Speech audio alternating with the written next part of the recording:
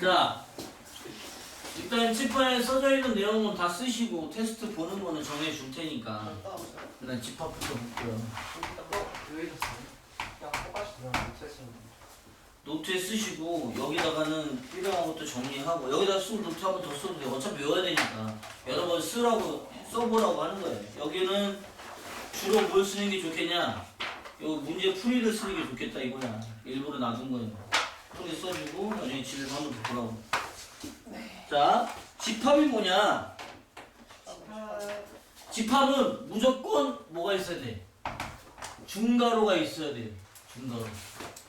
중괄호가 있어야 돼, 무조건. 이 중괄호가 있어야 되고, 이 중괄호 안에 숫자나 또는 영문 소문자, 숫자나 영문 소문자를 넣을 수 있어요. 알겠죠? 그리고 여기 안에 들어있는 거를 밝혀줄 수가 있는 거야. 저 안에 들어있는 게 뭐냐? 누구나 다 인정할 수 있는 그런 것들을 넣어놓는 거죠. 그리고 이제 표현 방법에 대해서 이제 얘기를 해줄 거야. 아, 집합은 중괄호 안에 숫자나 소문자를 넣는다. 그리고 또 말을 집어넣을 건지 어떤 말을 넣을 건지 이제 첫 번째 표현 방법을 볼게.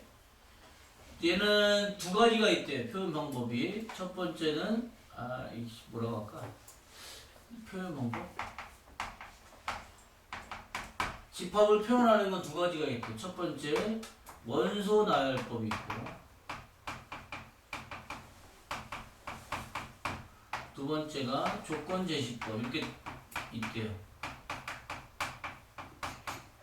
자, 원소 나열법은 뭐냐면 요 안에 들어있는 것들을 원소라고 하는 거야. 원소 또는 원 줄여서 우리가 말하는 원은 원방하고 헷갈리잖아. 그래서 그냥 원소라고 주로 많이 쓰니까 원소 나열법은 괄호 안에 직접적으로 숫자를 이렇게 쓰는 거야.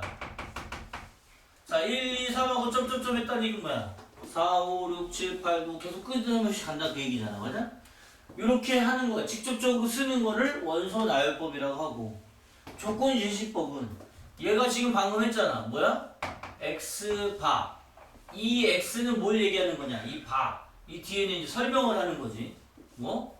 X는 자연수다. 그럼 자연수는 뭐부터 시작해? 1부터 시작하잖아. 그지? 그래서 1, 2, 3, 4, 쭉 이렇게 써지는 얘를 이렇게 조건을 이용해서 나타낸다 해서 조건 제시법. 이 두 가지 방법이 있는 거죠. 알겠죠? 그러면 선생님 그럼 뭐야? 예를 하나 들어보면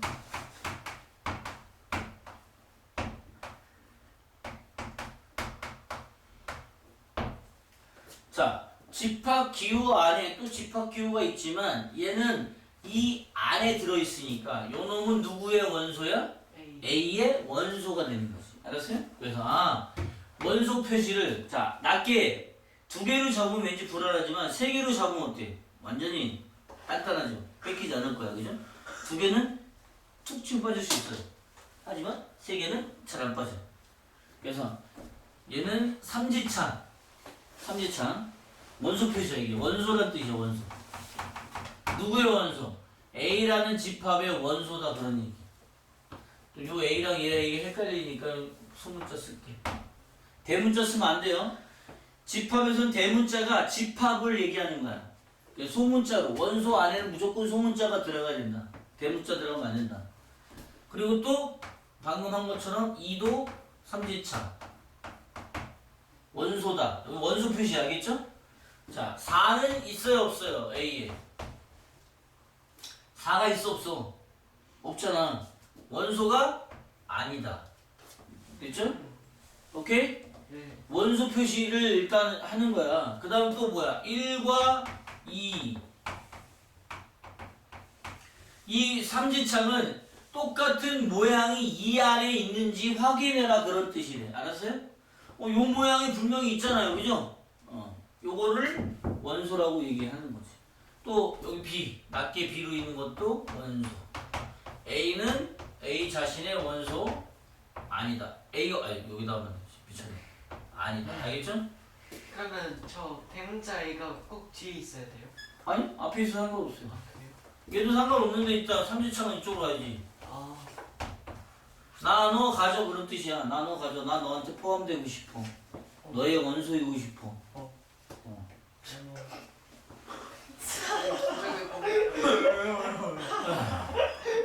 자, 이제 여기 중에서 1과 1을 따로 떼서 집합기호로 나타내면 여기 있는 원소 가지고 만들었어. 부분이 일부분이잖아. 그죠? 얘를 부분집합이라고 하는데 무슨 집합? 부분집합. 낮게 떨어져 있을 땐 이렇게 두 개로, 세 개로 잡아야 되지만 이렇게 집합기호로 했을 때는 여기 있잖아요. 안돼. 두 손가락 힘드네. 안돼. 조실가루 다 먹고. 뭐 내 거 아니니까. 아니야.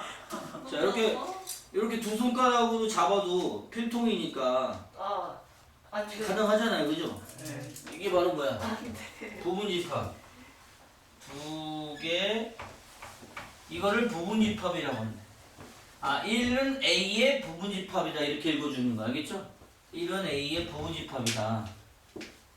조실가루. 자, 그럼 부분집합도 마찬가지야. 이 안에 들어있는 거 가지고 집합 기호를 써주면 되는 거야. 자, 그러면 모두 가능하다? 1과 2도 부분집합이 가능하죠. 자, 중요한 건 얘는 누구 가지고 만든 거지? 얘는? A.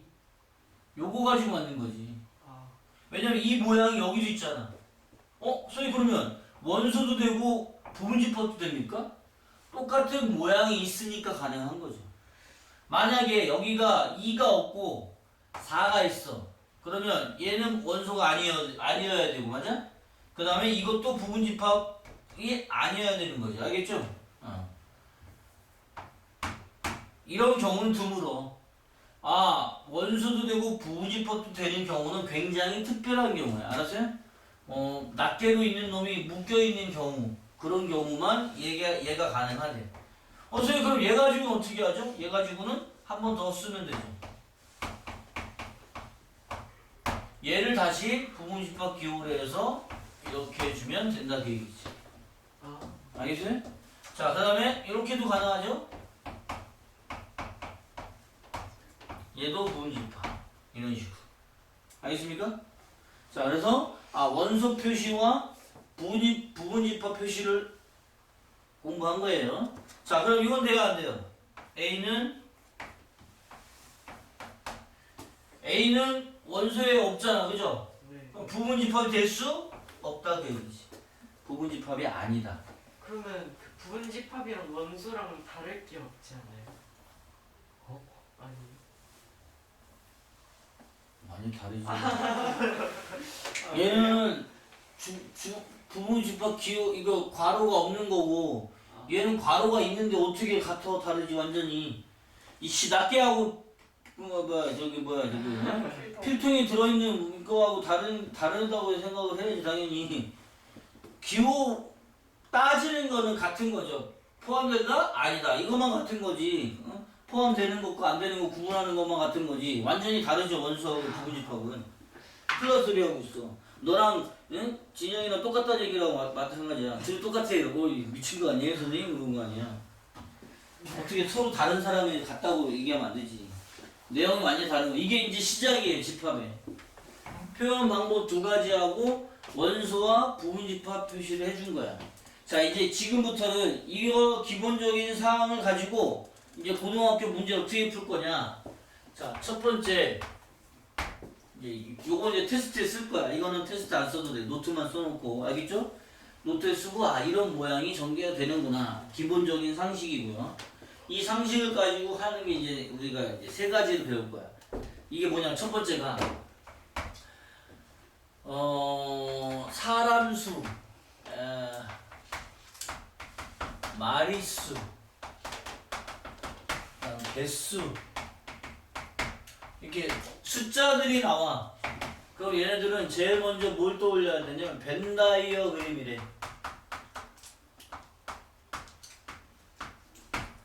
벤다이어그램이 뭐냐? 집합을 이렇게 동그라미 모양으로 이렇게 표시하는 걸 벤다이어그램이라고 한대요. U는 전체 집합,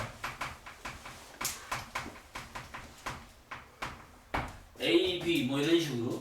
그래서 뭐 A가 몇 명이고 B가 몇 명이고 교집합이 몇 개인데 바깥이 얼마냐 뭐 이런 거 물어볼 때도 있고요. 좀 더 어렵게 물어보면 막 여러 가지 되겠지만.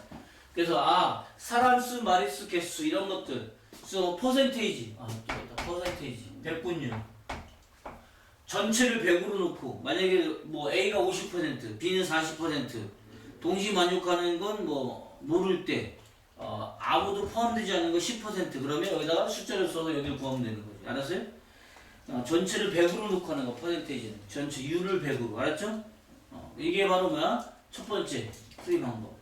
사람 수, 마리수 나오면 벤 다이어그램을 가지고 있습니다.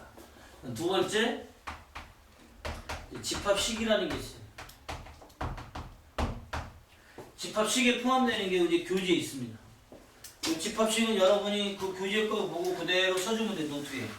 바로 페이지 2쪽에 전체 집합 위에 부분 집합 A, B에 대하여 자, A 합집합 B 그거 컵을 이렇게 물바지처럼 이렇게 해놓은 거 있잖아요. 요거를 우리 합집합이라고 합니다. 알겠죠? 그 다음에 캡, 이 컵이라고 하고 이건 컵. 여러분이 물컵 모양이잖아. 그치? 컵이라고 하고 캡은 이건 뭐야? 모자 쓰는 거. 모자 모양에서 그냥 캡이라고 해요. 그래서 얘는 합집합이고 얘는 교집합이에요. 이건 상식이야. 알겠지? 그래서 A 컵 B는 합집합이고 A 캡 B는 교집합이야. 알겠어요? 그래서 교집합 B라고 읽으면 돼. 영어로 안 해도 됩니다. 알겠죠? 그래서 A 합집합 B는 거기 또는에다 동그라미 치세요. 연필로, 볼펜으로. A 합집합 B는 X가 A의 원소이고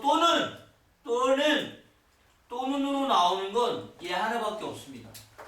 나머지는 다 그리고, 이고, and야. 자, 교집합은 그리고 동그라미 치세요. X가 A의 원소이고 그리고 B의 원소이다. 그런 뜻이야. 동시 만족을 해야 된다 그 얘기죠. 알겠어요? 이게 집합식입니다. 알겠어요?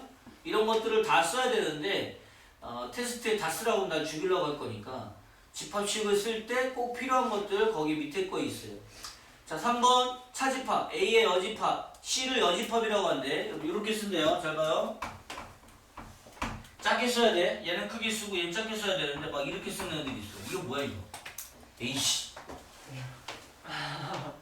이거 아니야? 지수로 써야 돼. 이거 아니에요. 이거 지수로 써야 돼. 조그만하게. 알겠죠? 네. A의 여집합 뭐야? 내가 아닌 다른 사람 바깥에 거. 알겠죠? 그러니까 나한테는 포함이 되지 않은 바깥에 있는 것들 얘기하는 거야. 알겠죠? 여집합은. 그래서 거기 나오잖아. X는 A의 원소가 아니고 그리고 U의 원소가 되는 거예요. U는 전체 집합이라고 얘기했습니다. 맞죠? 맞아요. 그리고 A는 U의 부분 집합이다. 방금 그린 이 그림을 생각하면 돼요. 알겠죠? 여기 봐봐. 전체 집합 안에 A가 있는데 여집합이라는 얘기는 A의 여집합은 바로 여기에 들어있다는 얘기예요. X가. 알겠죠? 여기 아니면 여기. 하여간 이 바깥에 있으면 된다는 얘기야. X가. 알겠죠? 오케이? 그게 여집합이래. 자, 아주 중요한 게 나왔습니다. 네 번째 거. A 빼기 B. 요거 집합식에서 테스트 해볼 거. A 빼기 B. 얘는 뭘 얘기하는 거야? 순수한 A를 얘기하는 거. 바로 요 부분을 얘기하는 거야. A, B하고 겹친 게 있다면 겹치는 거 버려라 그 얘기야. 요 얘기를 하는 거야. 알겠어요? 그래서 요거는 바로 뭐야? X바. X는 A의 원소 2고 X는 B의 원소가 아니다. 그 얘기지. 알겠죠? 거기 써져 있는 게 그겁니다. 알겠어요? 자, 그래서 얘는 반드시 뭐를 풀어서 해결해야 되냐면 교집 차집합은 이거 차집합이라고 하는데 이거 뭐라고 한다고? 차집합. 제목을 써야 되는데 안 써. 에이. 여러분 알아서 쓰세요. 차집합이라고 쓰고 써야 돼. 알겠지? 차집합. A에서 B를 뺀다 얘기는 A 교집합 B의 여집합을 얘기하는 거고 표현 방법이 여러 가지가 있어요.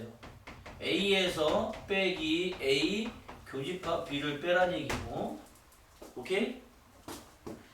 또 뭐가 있을까?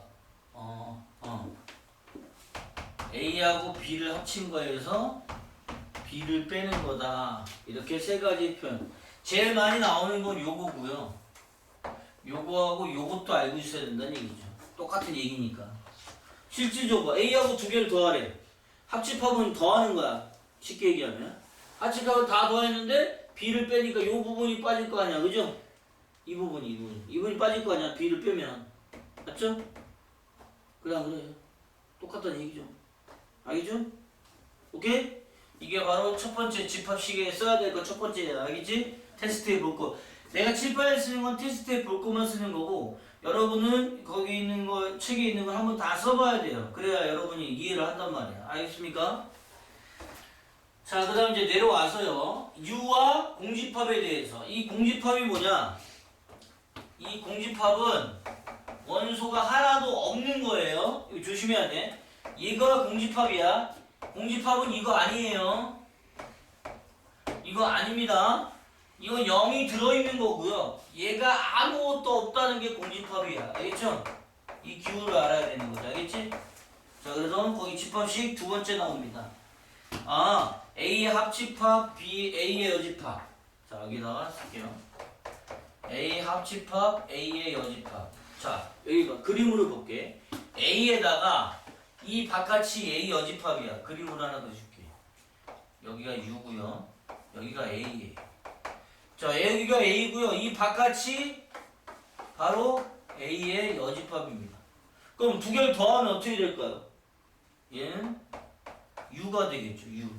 전체 집합이 돼야지. 당연한 거잖아. 그림만 살짝 그리면 되니까. 알겠죠?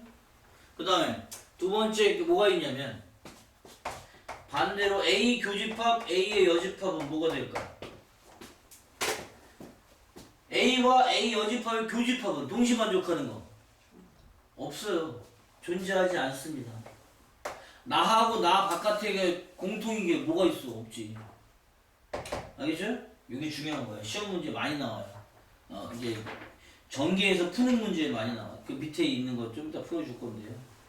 그 다음에 세 번째 뭐가 있냐면 세 번째 아이씨 번호 붙일 걸. 아이씨 그냥 해.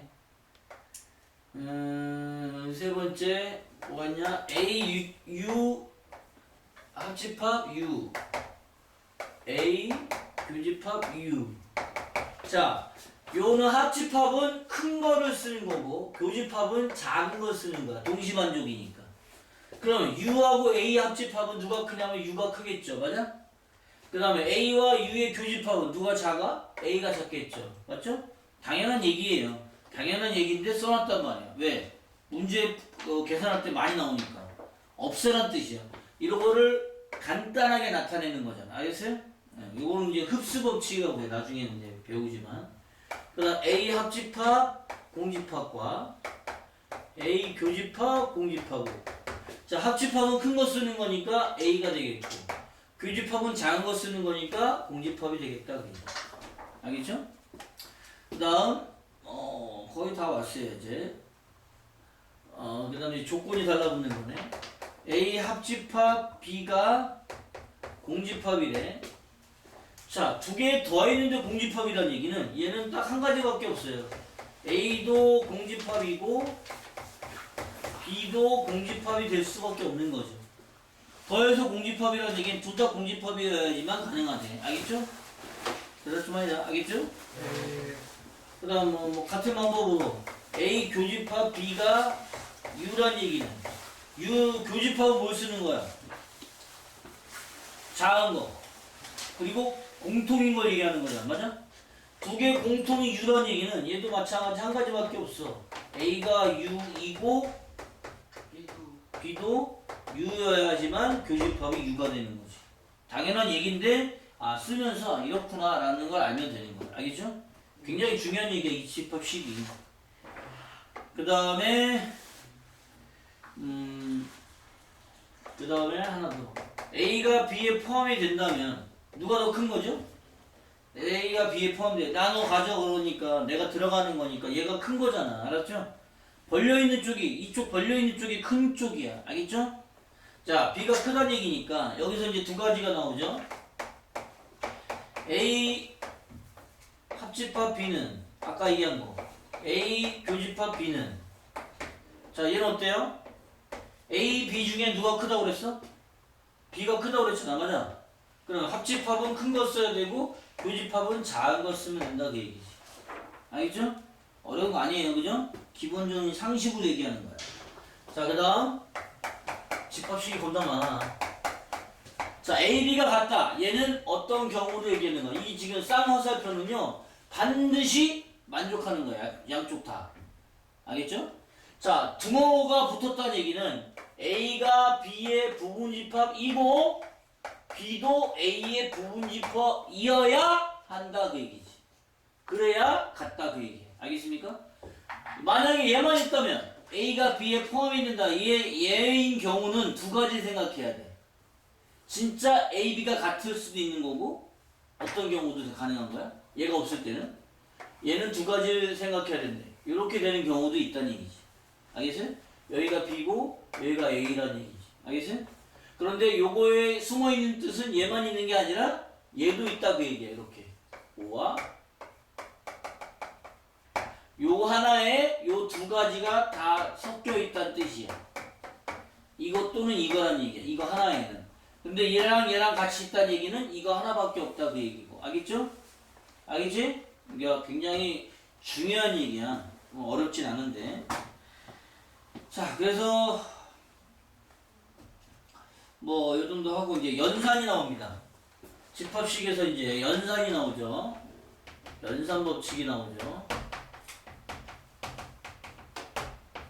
집합식이 여러 가지가 많이 나와요. 차집합 나오고 교집합 나오고 합집합 나오고. 그러니까 연산 법칙이 뭐냐? 교환, 결합, 분배. 우리가 알고 있는 거. 교환, 결합, 분배. 자, 일단 교환부터 할게요. 교환은 어떻게 해? 자리를 바꿔도 된다 이 얘기지. A, B를 합하라는 얘기는 B, A를 합하라는 얘기는 결국 똑같은 거잖아. 더하라는 얘기니까. 알겠어요? 요게 교환 법칙. 결합은 뭐야? 말 그대로 묶어주는 걸 달리하는 거잖아. 그죠? 이럴 때 중요한 건 같은 기호여야 돼. 같은 합집합이어야 돼. 알겠죠? 같은 교집합이거나. 다르면 안 됩니다. 왜? 묶어서 달라질 수 있으니까. 자, 요거는 이렇게 묶여도 되지만 또 모두 가능하다? 이렇게 묶어도 가능하다 그 얘기야.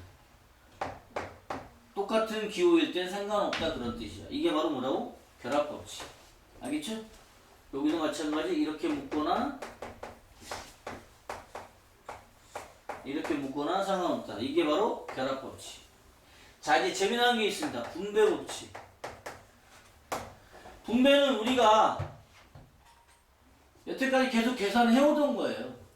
A 합집합, B 교집합 C 이러면 얘를 3 곱하기 A 더하기 5 이렇게 해서 이렇게 분배한 거랑 똑같잖아. 그지?